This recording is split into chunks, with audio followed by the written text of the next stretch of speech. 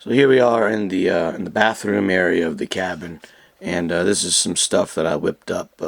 So this door here, I handmade this door, but that's not for sale. But here's the handlebar handle for the door that I forged this out. This is a particular design that I did here.